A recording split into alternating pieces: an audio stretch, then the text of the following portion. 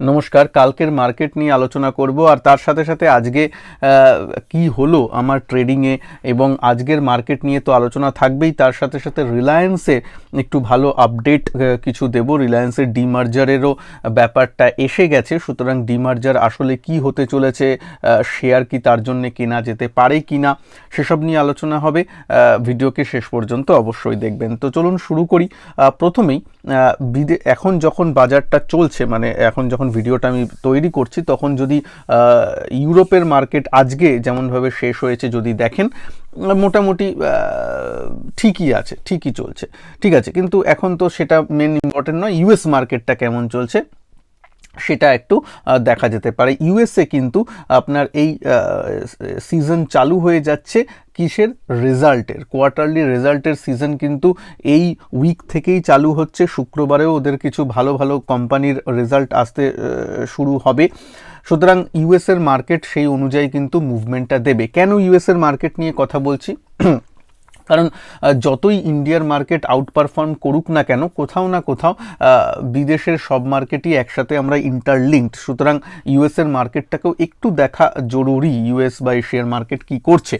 তো যদি দেখেন এখন যখন ভিডিওটা হচ্ছে, ইউএসের মার্কেট কিন্তু মোটামুটি ভালো আছে, প্রত্যেকেই গ্রিনে চলছে, 0.2 থেকে 0.3% মতো পজিটিভে আছে। ভিক্স ডাউনে চলছে, ওদের যে রাসেল 2000 যেটা স্মল ক্যাপ ইন্ডেক্স, সেটা কিন্তু প্রায় 0.5%-এর উপরে ট্রেড করছে, যেটা কিন্তু মোটামুটি ভালো। তো চলুন দেখি আজকের বাজারে কি হয়েছে এবং সেই অনুযায়ী কি আমরা কি ধারণাটা করতে পারি। প্রথমে আগে ডেইলি চার্টে একটু দেখতে হবে।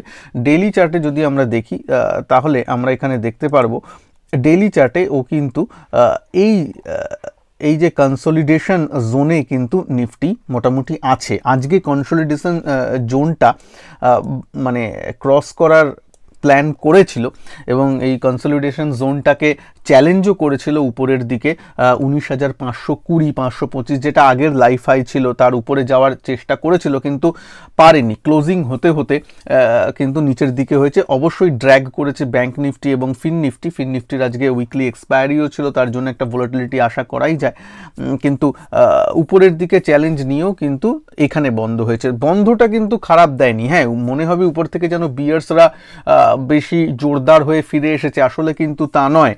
নিফটি এখান থেকে যে র্যালিটা দিয়েছে, তারপর এইখানে একটু দাঁড়াচ্ছে, এটা কিন্তু ভালো লক্ষণ, খারাপ নয়। এরপরে এখানে একটু সময় অতিবাহিত করার পর স্পিড নিয়ে উপরে গেলে সেই আপ মুভটা বরং আরও বড় জোরদার হবে, বেশি জোরদার হবে এবং অনেক বেশি রিলায়েবল হবে, সুতরাং এটা একদমই ঠিক আছে। সুতরাং ডেইলি চার্টে দেখা গেল খুব একটা খারাপ ব্যাপার নয়। নিচের দিকে সাপোর্ট এই জোনটা, যেটা আপনার 19,350, 19,350 থেকে 19,400 জোনটা, এটা একটা ইম্পর্টেন্ট জোন। যতক্ষণ 19,400-র উপরে আছে ততক্ষণ চিন্তা তেমন কারণ নেই। আচ্ছা, এখানে এবার আজকের মার্কেটটা একটু অ্যানালিসিস করে তারপর কালকের মার্কেট নিয়ে আলোচনা করব, বা কালকের মার্কেটে আমার প্ল্যান কি থাকবে তা নিয়ে আলোচনা করব। তার সেটার জন্য দেখুন এখানে কয়েকটা লাইন আমি টেনে রেখেছি এবং এই লাইনগুলো কিন্তু আমি আজকে যে লাইভ ক্লাস যেটা আমি স্টুডেন্টদের সাথে ছিল সকাল 9টা থেকে, সেইখানেই টেনে রেখেছিলাম এবং সেটাই আপনাদের এক্সপ্লেন করছি, ঠিক আছে, যাতে আপনারাও বুঝতে পারেন, জানতে পারেন যে মার্কেট সম্বন্ধে আলোচনাটা কি হয়। তো এই লাইনগুলো আমি টেনেই সকালে 9টা প্রি ওপেনিংয়ের আগেই আমি টেনে রেখেছিলাম এবং যখন আজকে ক্লাস করাচ্ছিলাম তখন বলছিলাম যে আজকে একটা গ্যাপ আপ ওপেন হয়। এই জায়গাগুলো দেখুন, এই জায়গাগুলো আগের রেজিস্ট্যান্স ছিল, যেটা এখন সাপোর্ট হিসাবে কাজ করবে, তাই তো। এই জায়গাগুলো, এই জায়গাটা, তাই তো, সেটাকেই করলে এখানে কিন্তু আজকে ওপেন হয়েছিল মোটামুটি ধরুন এই সব দিকে ওপেনগুলো হয়েছিল, এই সব দিকে নিফটির কিন্তু ওপেনগুলো হয়েছিল, মানে গ্যাপ আপে একটু ওপেন হয় 440 এরকমের কাছাকাছি, 430, 400 এর আশেপাশে ওপেন হয়।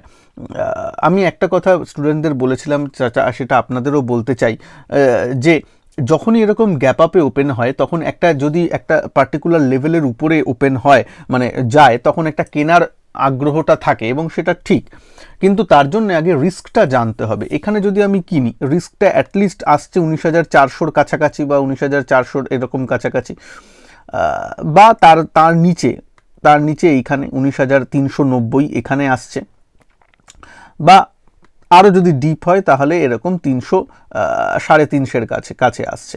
কিন্তু কিন্তু কিন্তু মেন যদি এই রেজিস্ট্যান্সের উপরে যায়, 430-এর উপরে যখন ও ট্রেড করছে, তখন কেউ যদি 430টাকেই আমি স্টপ লস রাখি, সেটা খুব কি বলবো, ভোলাটিলিটিতে আপনার স্টপ লস হিট হয়ে যেতে পারে, সেটা কোনো ঠিক মতো ট্রেড হলো না। অ্যাটলিস্ট নিফটির যেখানে 19,000-এর একটা ইন্ডেক্সে সেই ট্রেডটা ঠিক হবে না, বরং তখনই আমাদের বলতে শোনা যায় যে ওহো আমার স্টপ লসটা হিট হয়ে তারপরই মার্কেট উপরের দিকে চলে গেল, এরকম বলতে শোনা যায় না। এই জন্যই যেখানে স্টপ লসগুলো ঠিক মতো বা রিস্কটা নিজের জানা যায় না, রিস্কটা অ্যাটলিস্ট 390-এ 19,390-এ স্টপ লস রাখতে হয়।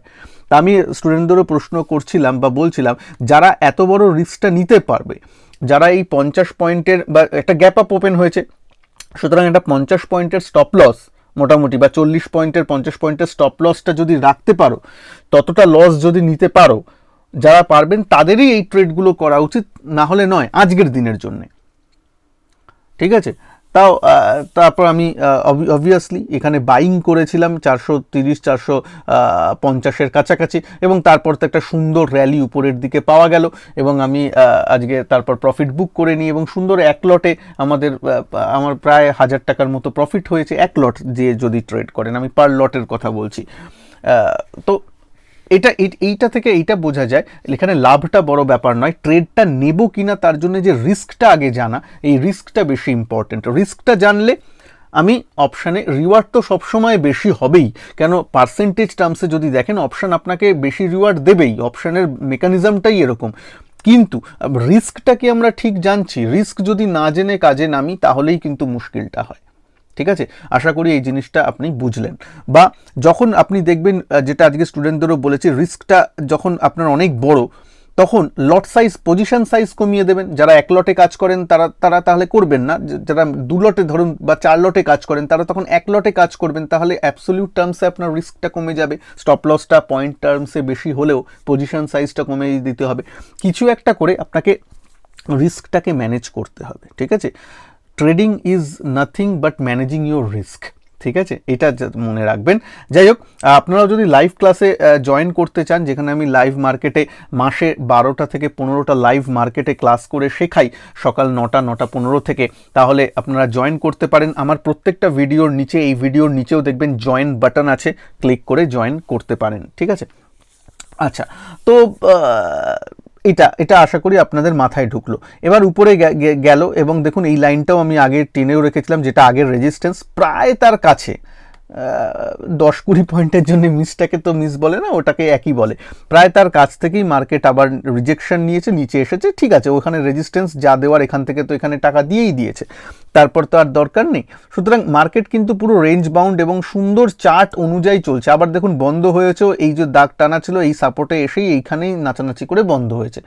সুন্দর মার্কেট চলেছে, মাঝখানে ভোলাটিলিটিটা সুন্দর মানে কি বলবে, উল্টানো ভি আকৃতির বা ওরকম হলেও ভোলাটিলিটিটা যথেষ্ট বেশি হলেও কিন্তু চার্টের একদম লেভেল অনুযায়ী আজকে মার্কেট কাজ করেছে, সুন্দর মার্কেট দিয়েছে আমাদের। মানে যারা লেভেল মেনে কাজ করতে পারবেন, মার্কেট আজকে তাদের প্রতি দয়া করবে। তো যাই হোক, আপনারা লেভেল মেনে কাজ করছেন কিনা নিচে কমেন্ট করে জানাবেন। আর তোমরা যারা স্টুডেন্ট তারা অবশ্যই নিচে কমেন্ট করে জানিও আজকের এই লার্নিংটা, যেটা এই লাইনগুলো তোমাদের সামনেই টেনেছিলাম, এই লার্নিংটা তোমরা শিখলে কিনা, কিভাবে জানলে, এবং গ্যাপ আপ ট্রেডিংটা বা রিস্ক ম্যানেজমেন্টটা কিভাবে বুঝলে, প্লিজ একটু লিখো, যাতে তোমাদের জিনিসগুলো পড়ে মানুষও বুঝতে পারে যে হ্যাঁ তোমরা রিস্ক ম্যানেজমেন্টটা বুঝতে পারছো। তো চলুন শুরু করি যে নেক্সট কালকের দিনের জন্য প্ল্যান কি থাকবে। কালকের দিনের জন্য প্রথম প্ল্যান, এই লাইনগুলোকে মনে রাখবেন বা এই লেভেলগুলোকে মনে রাখবেন, এর জন্যই করা। একটা হচ্ছে আপনার এই 390, 19,390, একটা হচ্ছে 19,430, আর একটা হচ্ছে 19,520, 525। সব কটা লেভেলের সাথেই প্লাস মাইনাস 5-10 পয়েন্ট করে নেবেন, কারণ এটা একটা জোন। যদি খুব একটা, দেখুন ইন্টারন্যাশনাল মার্কেট ভালো চলছে, মোটামুটি ঠিকঠাক দাঁড়িয়ে আছে, তো তার জন্য যদি একটা পজিটিভ ওপেনিং এই সব জায়গায় হয়, মাঝামাঝি একটা হলো 19,477, 480, তাহলে বুঝতেই পাচ্ছেন মাঝামাঝি হলে তেমন কোনো সিরিয়াস ট্রেড হবে না। সিরিয়াস ট্রেড মানে কি, আর একটু সিরিয়াস ট্রেড নয় কি, এটা আপনারা মনে হয় বুঝেছেন। আমি বলেছিলাম যখন একদম পরিষ্কার ব্রেকআউট বা ব্রেকডাউন দিচ্ছে, তখন যে ট্রেন্ডের প্রতি যখন হচ্ছে, তখন একটা সিরিয়াস ট্রেড। না হলে মাঝামাঝি খুলছে, আপনি কুইক ইন কুইক আউট করে 10-5 পয়েন্ট নিয়ে বেরোলেন, সেটা আলাদা ব্যাপার, সেগুলোকে আমি নর্মাল ট্রেডের কথা বলছি না, আমি সিরিয়াস ট্রেডের কথা বলছি। যদি এই রেঞ্জের মাঝখানে খোলে তাহলে কোনো ট্রেড তেমন হয় না। সেই অর্থে যে কোনো একটা রেঞ্জ যদি ব্রেক করে বা এই রেঞ্জের দিকে আসে, এখানে যদি আবার আসে এবং এখানে সাস্টেন করে, ধরুন 430 400-এর উপরে এলো এবং 400-এর উপরে সাস্টেন করছে, তখন একটা বাইংয়ের দিকে দেখা যায়। ঠিক আছে, যদি সাস্টেন করে, বোঝা গেল। আর যদি সাস্টেন না করে, ভেঙে দেয়, তাহলেও কিন্তু সেল করব না, কারণ আবার 390-এ আবার সেল আছে, আবার এখানে আবার সাপোর্ট আছে। এটাও যদি ভেঙে যায় তখন নয় দেখা যেতে পারে 400-র নিচে, তার মানে কি 19,400-র নিচে যদিও কন্টিনিউয়াস সাস্টেন করে ট্রেড করে তখন কিছু নেগেটিভ দেখা যায়, না হলে নেগেটিভ দিকে যাব না, কারণ বুল ব্যাপারটা আছে। সুতরাং বাই অন ডিপস স্ট্র্যাটেজি থাকবে, কিন্তু বাই অন ডিপস এই নয় যে ডিপসটা হলো এবার সাস্টেন করলো না সাপোর্টটা, আমি ফাট করে বাই করে নিলাম, তা নয়। ইম্পর্টেন্ট লেভেলগুলো যদি ও রেসপেক্ট করে, মেনটেন করে, তখনই আমি কিন্তু বাজারে এন্ট্রি করব, যেটা হচ্ছে 430 আর 390 বা 400, ধরুন 19,400 থেকে 430, এই লেভেলটা যদি সাস্টেন হয় তাহলে উপর দিকে করব, কিন্তু মাঝখানে যদি গ্যাপে খোলে তখন আমি কিছু বাইং করব না, তখন আমি ওয়েট করব 19,520-র উপরে, মানে 19,500-র উপরে কন্টিনিউয়াস সাস্টেন করলে তখন 19,490-কে স্টপ লস রেখে একটু বাইংয়ের দিকে ভাবা যেতে পারে। একদম ক্লিয়ার আশা করি, আর কোনো এই নেই, লেভেলগুলো যে বলে দিলাম একটু মাথায় রাখবেন। চলুন এবার শুরু করি, একটু নিফটি ব্যাংক বলে নেব, তারপর একটু রিলায়েন্সের কথায় আসবো।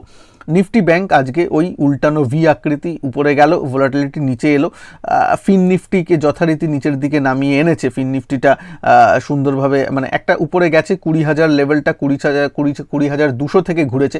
20,200 যারা অপশান আজকে জানেন, অপশানে দেখবেন আজকে ওপেন ইন্টারেস্টেও 20,200-তে কল রাইটাররা প্রচুর ছিল, সুতরাং ওই জায়গাটা একটা রেজিস্ট্যান্স জোন জানা কথাই, সুতরাং ওইখানে এলে তো আর আমি পট করে বাই করব না, সুতরাং ওই একদম লেভেল মেনে আজকে বাজার সুন্দর লেভেল অনুযায়ী কিন্তু ট্রেডারদের পয়সা দিয়েছে, যারা ট্রেড করতে পেরেছে।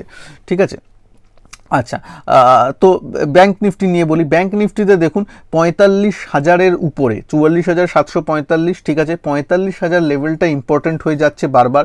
45,000 লেভেলটা আবার যখন ও রিগেইন করবে তারপরে পজিটিভের দিকে ভাববো, আপাতত নয়। তবে ব্যাংক নিফটি কি খারাপ? না, ব্যাংক নিফটি খারাপ নয়, তবে এইখানে 44,400 425 এইসব জায়গায় এলে বাই অন ডিপস করব, বা 45,000-এর উপরে গেলে বাই করব, বাইংয়ের দিকে, মানে সিরিয়াস বাইংয়ের দিকে ভাববো, তার আগে নয়। তার আগে হচ্ছে নো ট্রেড জোন টাইপেরও ঘোরাঘুরি করবে, নাচানাচি করবে, করুক, ঠিক আছে, এটা বোঝা গেল। দেখুন এখানে লেভেল 10-এ আমি আপনাদের দেখিয়েছি, এই লেভেলগুলো ভুলে যান এখন, এই লেভেলগুলোর তো আর কোনো দরকার নেই।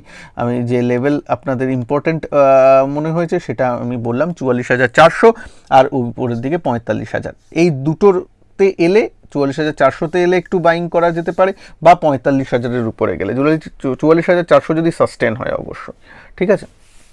আচ্ছা, তো চলুন এবার রিলায়েন্স নিয়ে কথা বলি। রিলায়েন্স কি করছে না করছে। রিলায়েন্সের যদি আপনি চার্ট দেখেন, আমি যদি এখানে আপনার অ্যাড করি রিলায়েন্সের চার্ট, রিলায়েন্সের খবরটা আপনাদের জানতে হবে, আশা করি আপনারা জানেন, তাও অনেকের ডাউট আছে, সেই জন্য বলছি। রিলায়েন্স নিজেদের ডিমার্জার ঘোষণা করেছে, ঘোষণা তো অনেক আগেই করেছিল, কিন্তু তার ডেট এসেছে 20শে জুলাই, মানে 20 তারিখে আপনার সরি 20শে জুন মনে হয়, আমি হয়তো জুলাই বললাম, যাই হোক, মানে রিলায়েন্স আপনারা কিভাবে, অনেকে বলেন দাদা এটা জানবো কি করে, ডিমার্জার গুগল করে নেবেন, কোনো অসুবিধা নেই, ঠিক আছে। হ্যাঁ, রিলায়েন্স এই যে জুলাই 20, হ্যাঁ জুলাই ঠিকই বলেছিলাম প্রথমে, July 20 as a record date, সুতরাং জুলাই মাসের 20 তারিখে এরা এদের যে ফিনান্সিয়াল বিজনেস, যেটা জিও ফিনান্সিয়াল সার্ভিসেস বা জিও ফিনান্সিয়াল বিজনেস বলে ওরা যেটা ডিমার্জ করে নেবে, যেটা আপনার ফিনান্সিয়াল কাজগুলো করবে, যদি পাতি বাংলায় বলেন অনেকটা বাজাজ ফিনান্স, বাজাজ ফিনসার্ভ এদের মতো এরা ব্যবসাটা করবে, একটু রিটেলদের লোন দেওয়া, একটু রিটেল সেক্টরদের ক্যাটার করা, এরকম এই কাজগুলো তারা স্পেশালি করবে। তার জন্য কি বাজাজ ফিনান্স বা বাজাজ ফিনসার্ভ ক্ষতি হয়ে যাবে? না, দেখুন ভারত এতটাই বড় যে এখানে মার্কেট শেয়ার তেমনভাবে নেওয়াটা একটু কঠিনও আছে, তো নিশ্চয়ই কম্পিটিশন বাড়বে, এটা তো বোঝাই যায়, কারণ রিলায়েন্স তো পকেটে প্রচুর পয়সা আছে, সুতরাং এরা তো অনেক কিছুই করতে পারে, তো একটু কম্পিটিশন অবশ্যই বাড়বে, কিন্তু তার জন্য বাজার যে একদম খারাপ হয়ে যাবে বা খারাপ কোম্পানি হয়ে গেছে তা কিন্তু নয়, এটা মনে রাখবেন। এইবার কি হয়েছে, 1:1 অনুপাতে পাবেন, মানে যার কাছে একটা রিলায়েন্স ইন্ডাস্ট্রি শেয়ার আছে সে একটা জিও ফিনান্সিয়াল সার্ভিসের একটা শেয়ার পাবেন। ঠিক আছে, রেকর্ড ডেটের আগে যদি আপনার কাছে থাকে রিলায়েন্স, তাহলে আপনি সেই শেয়ারটা পাবেন। এবার তার জন্য কি রিলায়েন্স কেনা উচিত, প্রশ্ন হতে পারে। তার জন্য রিলায়েন্স কেনা ঠিক উচিত নয়, তবে আমি মনে করি রিলায়েন্স একটা পোর্টফোলিওতে পারপেচুয়াল বাইংয়ের মতো, যেমন এইচডিএফসি একটা ভালো কোম্পানি, আইটিসি একটা ভালো কোম্পানি, সেগুলো থাকে, তেমনই রিলায়েন্স যাদের পোর্টফোলিওতে আছে বা সুইং ট্রেডিংয়ের জন্য যদি কেউ নিয়ে থাকেন ঠিক আছে। তবে এই বাড়াবাড়িটা যখন লাস্টের দিকে স্ট্রেট লাইনে উঠছে তখন কিন্তু অল্প হলেও একটু প্রফিট বুক, যারা সুইং ট্রেডিংয়ের জন্য নিয়েছেন, ইনভেস্টমেন্ট নিয়ে বলছি না, যারা সুইং ট্রেডিংয়ের জন্য নিয়েছেন তারা কিন্তু অ্যাটলিস্ট 30% 40%, পুরো প্রফিট বুক নয়, 30-40% প্রফিট বুক কিন্তু করে নেওয়া যেতে পারা যায়। আর যাদের ইনভেস্টমেন্টের জন্য আছে তারা তো রাখবেনই, কারণ জিও ফিনান্সিয়াল সার্ভিসেসের একটা শেয়ার পাওয়া যাবে, কেন শুধু শুধু সেটাকে ছাড়বেন যাদের ইনভেস্টমেন্ট পারপাসে আছে। পার্সোনালি আমি বলি, আমি রিলায়েন্সে তো আপাতত ইনভেস্টেড নই, সুতরাং আমার সেই কোনো এই ব্যাপার নয়। মাঝে মাঝে আমি সুইং ট্রেড রিলায়েন্সে অবশ্যই করি, কিন্তু আমার ইনভেস্টমেন্ট রিলায়েন্স শেয়ারে নেই। এবং আমি কি করব না, আমি জিও ফিনান্সিয়াল সার্ভিসেসের জন্যে পাওয়ার জন্যে রিলায়েন্সে ইনভেস্ট করব না। যদি আলাদা করে নিতেই হয় জিও ফিনান্সিয়াল ইন্ডাস্ট্রিজকে আমি লিস্টিং হতে দেব, কত প্রাইসে হচ্ছে দেখব, তারপর নয় আমি করব।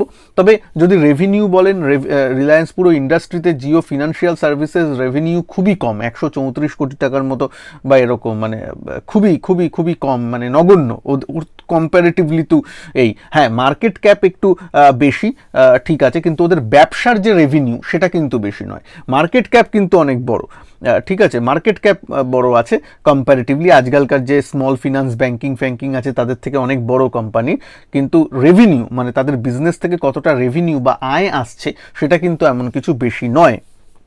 ঠিক আছে, কেন সেটা এখনো সেই ফুল ফ্লেজড হয়নি, এবার ব্যবসাটা আলাদা করবে, তারপর হয়তো ব্যবসাটাকে আস্তে আস্তে বাড়াবে, তো সেটা দেখার বিষয়, টাইম লাগে, একটা তো কোম্পানি একদিনে দাঁড়িয়ে যায় না, তো সেই সব হোক, তারপর নয় দেখা যাবে। কিন্তু রিলায়েন্সে যাদের অলরেডি আছে তারা একটু নজর রাখবেন, 20 জুলাই ডেটটা ইম্পর্টেন্ট, সেটা মাথায় রাখবেন। যাই হোক, ভিডিওকে ভালো লাগলে একটু লাইক শেয়ার অবশ্যই করবেন। আগামী দিনগুলোতে আপনাদের সামনে আরও নতুন নতুন খবর, আরও নতুন নতুন আর্নিং সিজন চালু হচ্ছে, সুতরাং সেই জিনিসগুলো নিয়ে আসার চেষ্টা করব। ভালো থাকবেন সবাই, নমস্কার, জয় হিন্দ, বন্দে মাতরম।